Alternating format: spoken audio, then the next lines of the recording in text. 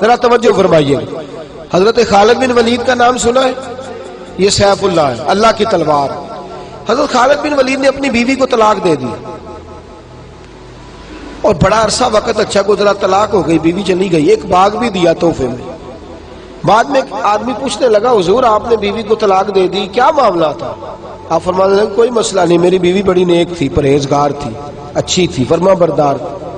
انداز دیکھیے گا. کہنے لگا جناب عجیب بات ہے، طلاق بھی دے دی اور اچھی بھی بڑی تھی، کس بات پہ طلاق دی؟ آپ فرمانے لگے وہ میرے ساتھ 27 سال رہی ہے. کتنے سال؟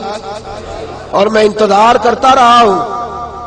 میرے نبی پاک صلی اللہ علیہ وسلم نے فرمایا جس کو اللہ تکلیف نہیں دیتا اس سے اللہ ناراض ہوتا ہے.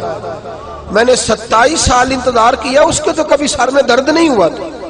تو آپ فرماتے ہیں میں نے اسے ایک باغ دے کے بھیج دیا اس کے میکے. میں نے کہا تیرے اوپر چونکہ آزمائش نہیں آتی تو کہیں ایسا نہ ہو اللہ تجھ سے ناراض ہے تو مجھ سے بھی ہو جائے. مانے لگے اس خیال میں نے اس کو بھیج دیا ہے کہ اس پہ تو تکلیف ہی کبھی نہیں آئی. ہمارے ہاں ذرا ذرا سی آزمائشیں ہیں اور لمبے چوڑے پہاڑ ہیں.